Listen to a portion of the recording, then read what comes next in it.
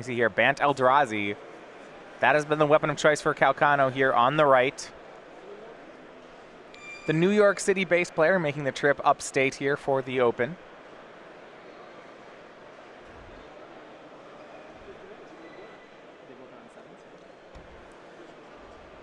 Calcano on the play, both players keeping on 7. He will start with an Ancient Stirrings off a copy of Brushland. Ancient Stirrings is probably the most powerful cantrip if you actually think about the decks that are casting it in Modern. Seeing 5 cards is very powerful. Selects really almost anything in Calcano's deck, though his ideal start is going to be Noble Hierarch. So he's kind of off pace here, so we'll see how it shakes out from here.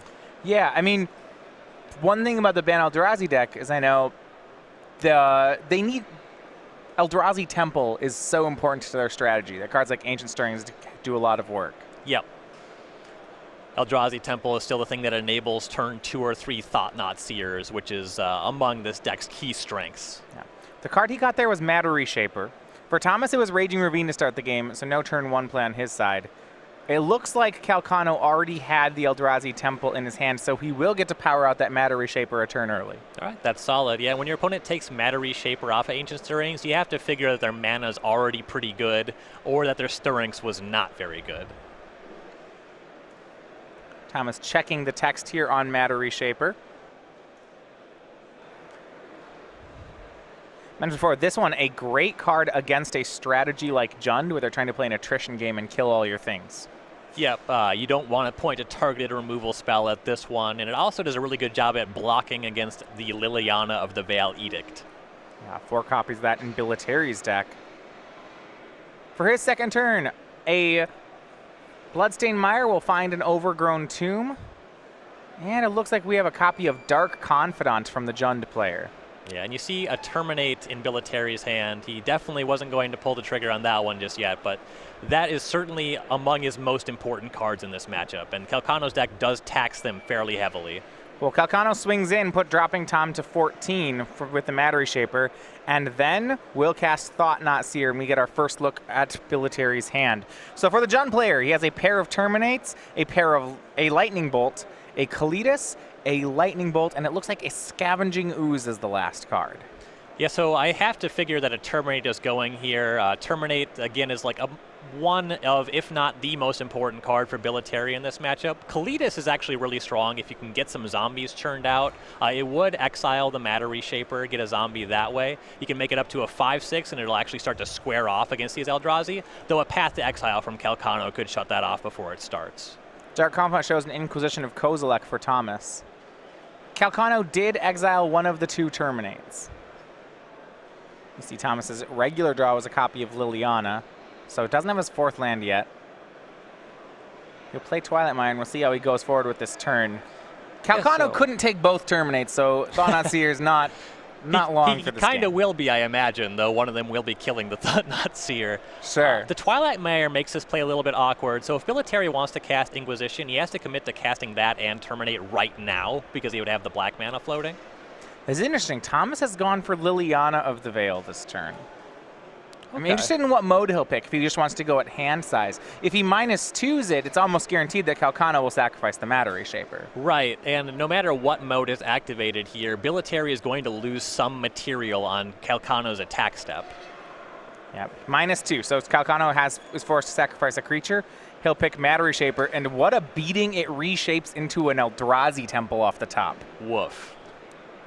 That one's strong just as the draw step, but it coming in is not what you want to see. You don't want that card to be on top of Calcano's deck in any capacity. That is a 3-mana Path to Exile that got your opponent 2 lands. Ew.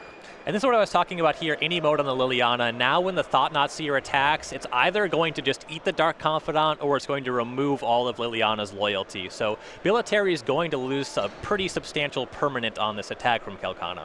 We'll see. It looks like Calcano goes for 5 mana, and that's going to be the Reality Smasher. Swings with both. We'll see if he even cares about Liliana here. This damage may all be going at Thomas. That's a really good point. Calcano has everything he needs on the table. He knows the majority of Billiteri's hand. This board's pretty strong. If Calcano has a backup Reality Smasher, it's going to be really difficult to imagine him losing from this position. And I like something here. So Calcano left up Temple Garden. I believe he has a Path to Exile in his hand, but he actually allowed Thomas to try for a chump block there. So Dark Confidant made a block, and this was a little misstep by Thomas. You saw him put it in front of Reality Smasher, then realize, wait, I want in front of Thought Knot. Unfortunately here, he is forced to put in front of Smasher, as that was his first play. So he takes 4 trample and 4 off Thought Knot, goes down to 5. Yep, the Smasher tramples, the Thought Knot doesn't. That card has a lot of text, and all of it is very important. The draw for Thomas was a copy of Kolaghan's Command, but now at 5 life, facing down a trio of creatures, this is going to be a tough turn. And when you think about Kolaghan's Command just in this matchup in general, that really emphasizes what I was saying about Terminate being so important. Look at Calcano's board. Kolaghan's Command can only kill Noble Hierarch, and really who cares at this point? There's 2 giant monsters beside it. Yeah, it feels like you don't have time to be paying 3 mana for a shock in this matchup. Right, that's probably the first thing I'm looking at boarding out when we're going to sideboards for Billitteri. Well, no land, no plays for Thomas. He'll pass back to Christian. A Reality Smasher here would just seal this up right now. Yeah, doesn't have one. Calcano's going to see if the board itself is lethal. Odds aren't bad. He's debating if he wants to swing both or one. If he exalts the Thought Knot, it's 5. But he's going to go ahead and just swing both creatures. A Terminate has to hit Reality Smasher, so Thomas will have to discard another card to kill it.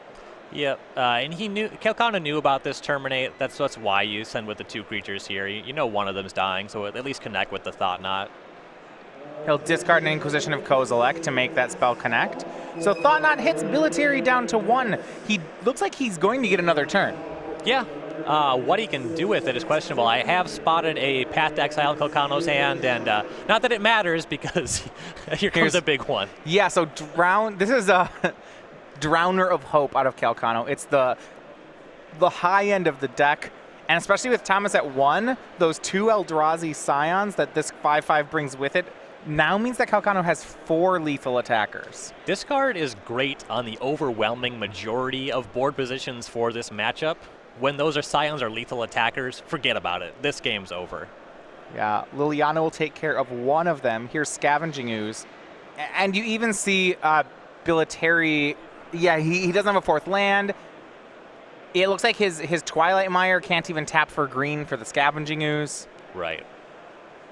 Yeah, if he wanted to activate it, he would have had to use that to cast the Ooze, float the green mana, however he wanted to do that. But it doesn't matter, Not right? even close to mattering in that game. Yeah, Calcano could have tapped it out with the Scion. Yeah, could have cast a Path to Exile. Could have just attacked with 3 creatures. And I think what he ended up doing. So game 1 goes to Christian Calcano and his Bant Eldrazi deck.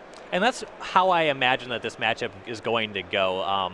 The Bant Eldrazi deck just taxes specific removal spells from Jund so much. Lightning Bolt and Abrupt Decay are not at their strongest tier. They do interact well with Noble Hierarch if you can get that in on time. But as soon as Calcano starts casting his 4 toughness, 4 cost, and more creatures, Jund's in a lot of trouble. Yeah, so we're going to go ahead and let's look at the Jund sideboard then. We mentioned how, especially in a deck like Jund that's trying to have game against everything in the field, he's going to have some losers and some winners. Yep.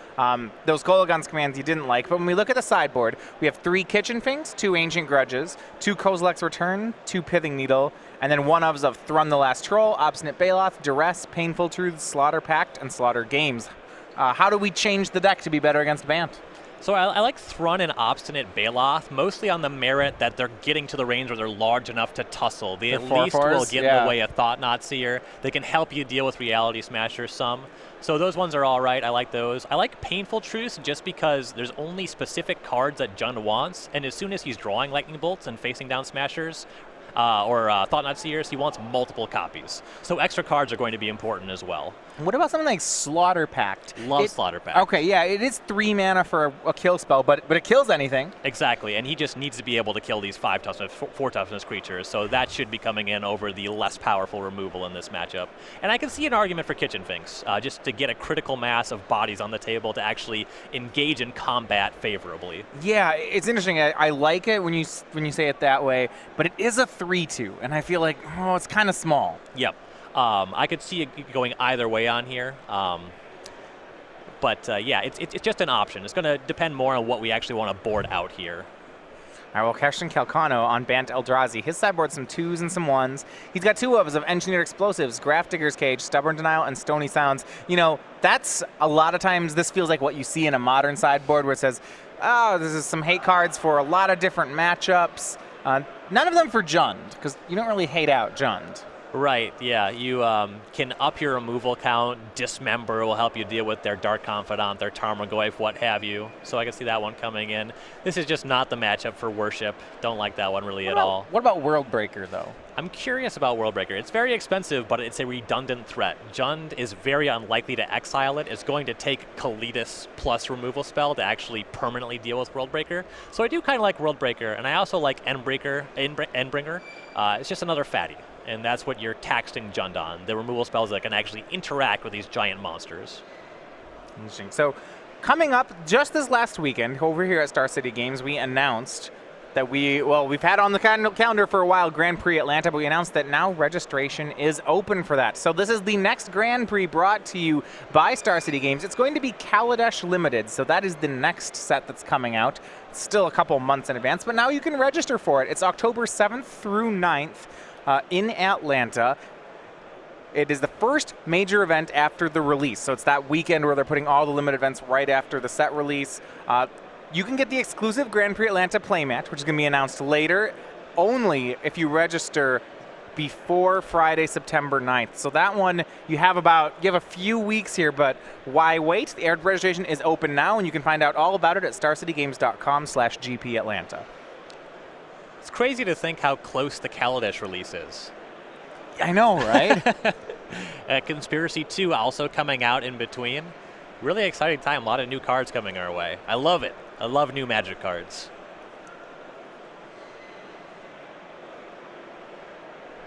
Kaladesh should have a lot of the things that I like as well. Some artifacts. A little Thopter action, I'm hoping. Some red cards. Red cards? Big fan of red cards. Standard has been kind of lacking for me with just how poorly positioned a lot of the red cards are. That's been true. We haven't seen too much. Mountains were certainly, I think, the losing basic land type at the Pro Tour. And really, who likes it when Plains is the best basic land?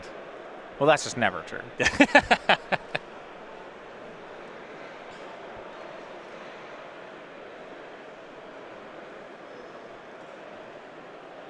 Calcano on a mulligan here with Bant Eldrazi. He scries to the top.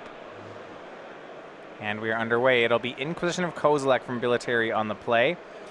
Is forced to take a copy of Matter Reshaper. So we look at the 5 cards that Calcano has. It's 2 copies of Brushland, an Eldrazi Temple, and 2 Thought-Knot Seers. So turn 3 for Thought-Knot, but nothing until then. Yep, and this does break up Calcano's curve. He could have had a turn 2 Matter Reshaper into the Thought-Knot, which is a quite solid curve.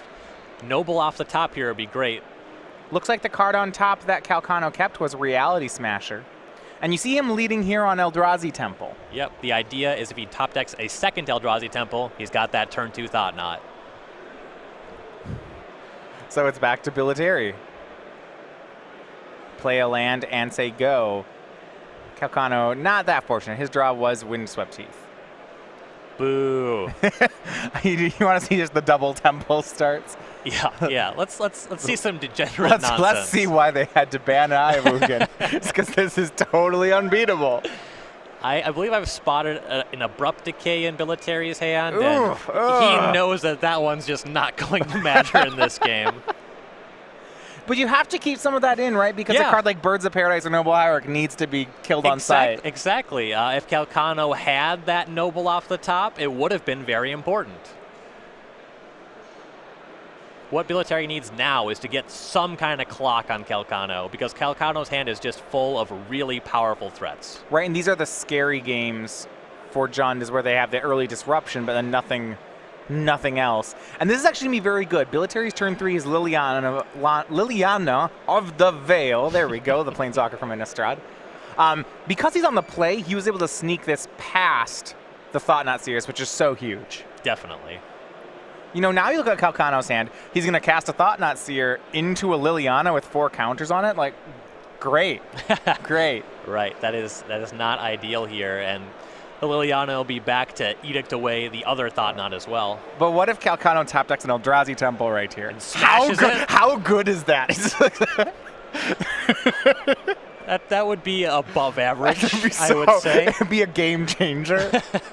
Yeah, you see him, Calcano knew it too. He wanted it right there. He just And now there's some argument to Shaking just the card not for boxing. casting Thought Knots here, right? You can wait a turn, and maybe you're able to just smash right into that Liliana. He'll play it. Yeah, you know, okay, he'll look at Billiteri's hand. We have Abrupt Decay, Thought Seize, Raging Ravine. I actually wonder if he's doing Billitteri a favor here by playing Thought Knot, because that was a situation. So Thought Knot, when it's about to die, is kind of like a Vendilion click, right? And it's kind of like when you Vendilion click someone's hand and then you just say, I take nothing. I will say that Thought Seize was actually a reasonable card for Billitteri to have, because it takes Calcano's Smasher. hand is still great. Yep. But Billitteri did peel a Terminator on this turn, which is a really good Here draw. comes Smasher. He's going to try to smash Liliana. And Billitteri lets it go. I thought we would see a Terminate discarding a card. Yeah, I have to imagine that this play that I would be making in this scenario, he knows that Calcano has the extra Thought Knot Seer, so he could be saving it for when that's cast, but... Or we can just draw another Liliana. Yeah, that's reasonable. That's also a great play. That's a great play. We leave. Now he gets to Liliana away the Smasher, leave up Terminate. This is fantastic from Thomas. Yeah, he's a master. Smasher down, we go back to Calcano. Though, so he has a mana up to Terminate in response to this trigger here, so this is Which a great position. He'll let it resolve. I think Calcano's confused. Yeah, I'll take the Terminate. Yeah, I'm personally confused here. I think that that's just a misstep here by Billitteri. Birds of Paradise from Christian Calcano.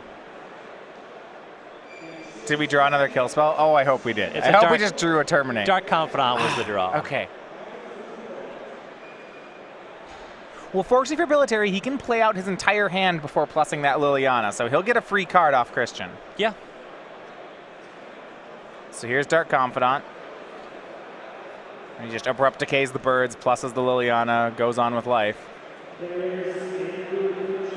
Now this is strange. He pluses the Liliana, getting rid of his own Abrupt Decay. If he had a creature land, say like a Treetop Village in play, which he could activate, this would make sense. But he did just give away a card with that play. Yeah, I'm thinking that it's possible. I don't know. This is a matchup he's not very familiar with. I don't know what's going on. So Calcano is now fairly firmly in the driver's seat. A lot of pressure on Billitteri to keep peeling things like Terminate and Liliana, the Veil. His hand right now is just not going to do anything. Yeah, Thought Knot Seer took down the Liliana. So Liliana's now in the graveyard. We go back to Billitteri. He plays Tarmogoyf. That was the card he revealed off Dark Confidant. His last card is a land, though Calcano does not know that. We're going to get a check on the size of this Tarmogoyf here. We have instant from Abrupt Decay, Planeswalker from Liliana. We have land and creature both in the graveyard, and we have sorcery from Thoughtseize, so it is a 5/6. Sorcery from Inquisition. Inquisition, right. Yeah. It's all the same. From one of those discard spells. It wasn't Inquisition, was it? Sorcery from that sorcery spell. The Thoughtseize was exiled from a Thought Knot Seer. Right, yep. But the turn 1 Inquisition, okay. And here's right out of the sideboard. We talked about it. Here's the World Breaker from Christian. And what a great time right for the Raging Ravine. Excellent play. And now he'll pass. That card is so tough for Jun to deal with. Right, though it does bounce off the Tarmogoyf at this point. So that is some silver lining for Billitteri. You know, when my 7-drop can't attack through your 2-drop, I'm calling shenanigans, okay? That's not allowed. Thomas is getting 2 cards a turn, though. So he shows Lightning Bolt off Dark Confidant and then draws. It looks like his draw was another fetch land, a copy of Wooded Foothills. But no choice to just pass to Christian. So we get to see whether more cards will take the day on Jun's side or whether bigger cards takes the day on the Eldrazi side. Yep, Calcano is looking for Drowner of Hope or Path to Exile and Speak of the Devil. Yeah, Path to Exile takes care of Tarmogoyf. And now Calcano will just unload in a flurry of damage. We have to remember that Calcano knows about a Lightning Bolt in Billiteri's hand, so it'll be interesting to see whether or not he sends Thought Knot Seer. Yep. I would be inclined to hang it back, and we see Calcano do just that. There's no reason to trade it, even if it is a 2-for-1. It's a trade you don't have to make. You don't have to. Getting Dark Confidant off the table isn't without merit, but it looks like Calcano's fine letting that happen. He'll just swing World Breaker. And part of that is this crack is taking Billitteri down to 11. Dark Confidant may not necessarily be his friend at this point in time. Lightning Bolt hits Birds of Paradise. We go back to Thomas.